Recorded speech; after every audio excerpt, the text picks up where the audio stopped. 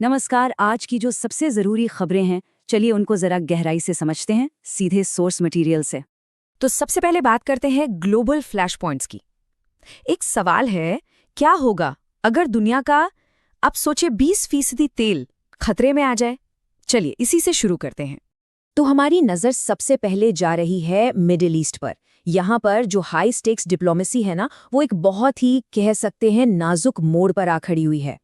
देखिए, महीनों तक जो शांति वार्ता चली वो तो फेल हो गई, और अब अमेरिका ने धमकी दी है कि वो इस बेहद जरूरी समुद्री रास्ते की नाकेबंदी कर देगा। ये वही रास्ता है जहां से दुनिया का लगभग 5वां हिस्सा तेल और एलएनजी यानी लिक्विफाइड नेचुरल गैस गुजरता है। और यहाँ साफ साफ दिखता है कि दोनों साइड्स की जो मांगे हैं उनमें जमीन आसमान का फर्क है। और यही चीज इसे पूरी दुनिया की एनर्जी सिक्योरिटी के लिए एक बहुत बड़ा खतरा बना रही है। अब मिडिल ईस्ट से आते हैं अपनी सीमा की तरफ। यहाँ भारत ने चीन की एक और कोशिश को सख्ती से खारिज कर दिया है। चीन फिर से अरुणाचल प्रदेश में जगहों के नाम बदलने की कोशिश कर रहा था। ये चीन की एक खास स्ट्रैटेजी है जिसे कॉग्निटिव कार्टोग्राफी कहते हैं। मतलब नाम बदलकर, मैप बदलकर अपने दावों को नॉर्मल करने की कोशिश करना। ये सब एक कहानी गढ़ने के लिए हो रहा है, उस जगह के लिए जिसे वो साउथ तिब्बत कहता है। चलिए अब देश के अंदर की कुछ बड़ी बहसों पर नजर डालते हैं। यहाँ कई जरूरी संवैधानिक और सामाजिक मुद्दे हैं जो आपस में उलझे हुए हैं। सुप्रीम कोर्ट वो एक बहुत ही फंडामेंटल सवाल को देख रहा है। सवाल ये है कि किसी एक इंसान का पूजा करने का अधिकार कहाँ खत्म होता है और एक धार्मिक समूहों का अपने मामले खुद मैनेज करने का अधिकार कहाँ से शुरू होता है।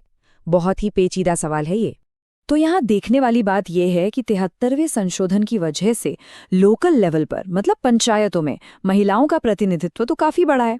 लेकिन जब बात नेशनल या स्टेट लेवल की आती है तो तस्वीर बिल्कुल अलग है। सवाल यही उठता है कि आखिर ये गैप क्यों है? अब ये जो नया अमेंडमेंट है इसने काफ़ी चिंताएं पैदा कर दी हैं। ऐसा इसलिए क्योंकि ये सुप्रीम कोर्ट के सेल्फ आइडेंटिफिकेशन के सिद्धांत को, मतलब खुद अपनी पहचान बताने के अधिकार को, एक तरह से पलटता हुआ दिख रहा है। यहाँ पर भी सुप्रीम कोर्ट एक बैलेंस बनाने की कोशिश कर रहा है सरकार की दो जिम्मेदारियों के बीच। एक तरफ गरीबों के लिए घर बनाने का अधिकार है, तो दूसरी तरफ जंगल में रहने वाले लोगों के घरों और उनकी जमीन की सुरक्षा का सवाल है। ओके, अब आते हैं इकोनॉमी पर। यहाँ पर एक नया ट्रेड डील, सब्सिडी में कुछ सुधार और एनर्जी के झटके, ये सब मिलकर एक बहुत ही कॉम्प्लेक्स सी तस्वीर बना रहे हैं। तो देखिए, भारत और यूके के बीच एक लैंडमार्क ट्रेड डील लागू होने वाली है। इसका सीधा सा मकसद है कि यूके को जो 99% भारतीय एक्सपोर्ट होता है उसे ड्यूटी फ्री कर दिया जाए। एक्सपर्ट्स का यही कहना है कि जो अभी का सिस्टम है वो उतना एफिशिएंट नहीं है, खासकर उन किसानों तक तो बिल्कुल नहीं पहुंचता जो बटाई पर खेती करते हैं। इसीलिए सुझाव ये है कि जो असली किसान हैं, जो असल में खेती कर रहे हैं, उनको सीधे कैश ट्रांसफर किया जाए। अब अच्छी बात यह है कि दुनिया भर में अनाज का रिकॉर्ड स्टॉक है जो एक तरह से बफर का काम कर रहा है। लेकिन रिस्क अभी भी बना हुआ है। अगर एनर्जी की कीमतें ऊंची रहीं तो फर्टिलाइजर महंगे होंगे और इसका सीधा असर खाने पीने की चीजों की महंगाई पर पड़ सकता है। चलिए अब आगे बढ़ते हैं साइंस और सोसाइटी की तरफ। देखते हैं कि यहाँ क्या नई खोजें हो रही हैं और क्या नई चुनौतियां हैं जो हमारे भविष्य को शेप दे रही हैं। ये एक बहुत बड़ी कामयाबी है। इसे कंट्रोल्ड कंडीशन में उगा पाना, ये उस पूरे इलाके की बायो इकोनॉमी को बदल सकता है। और सोचिए, किसानों को कमाई का कितना शानदार नया जरिया मिल सकता है। ये फील्ड ये समझने के लिए बहुत जरूरी है कि क्यों एक ही दवा अलग अलग लोगों पर अलग अलग तरह से काम करती है। जैसे कि जो नई वजन घटाने वाली GLP-1 ड्रग्स हैं, उनका इंडियन पॉपुलेशन पर असर अलग अलग क्यों होता है। इससे आगे चलकर डायबिटीज और मोटापे के लिए ज्यादा पर्सनलाइज्ड इलाज बनाना मुमकिन होगा। और दूसरी तरफ पर्यावरण से जुड़ी एक बड़ी चिंता सामने आ रही है। ओक के जंगल जो हिमालय की इकोलॉजी के लिए, मतलब वहाँ के पर्यावरण के लिए बहुत ही जरूरी हैं, वो खत्म हो रहे हैं और उनकी जगह ले रहे हैं चीड़ के पेड़, जो बहुत तेजी से फैलते हैं और आग भी जल्दी पकड़ते हैं। एक एडिटोरियल एक बहुत ही इंटरेस्टिंग पॉइंट उठाता है। वो कहता है कि प्रॉब्लम सिर्फ पेंडिंग केस की नहीं है, बल्कि हमारे जो कोर्ट्स हैं उनका जो कॉलोनियल एरा का डिजाइन है वो भी आम आदमी को न्याय से दूर करता है, एक तरह का न्यायिक अलगाव पैदा करता है।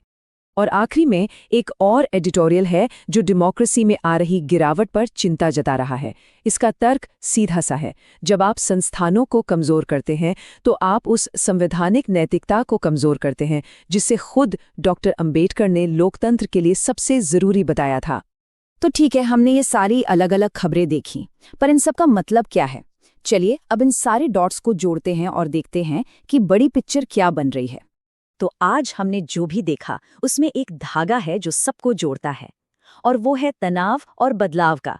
चाहे वो ग्लोबल चोक पॉइंट्स हों, हमारे देश के अंदर के कानून हों, या फिर हमारी इकोनॉमी, हर जगह पुरानी व्यवस्थाओं को चुनौती मिल रही है और एक नए दौर की शुरुआत हो रही है। तो सवाल ये उठता है कि इन मुश्किल और जटिल घटनाओं को और गहराई से समझने के लिए क्या किया जाए। देखिए, आज हमने जिस सोर्स मटेरियल को कवर किया वो इसी के लिए एक रास्ता सुझाता है, मेंस क्वेश्चन फ्रेमवर्क के जरिए। इससे इन सभी मुद्दों का एक स्ट्रक्चर्ड एनालिसिस करने में मदद मिलती है। अगर इसकी पूरी PDF चाहिए तो हमारे टेलीग्राम चैनल से जुड़ सकते हैं, लिंक आपको बायो में मिल जाएगा। आज के लिए इतना ही, जुड़ने के लिए धन्यवाद।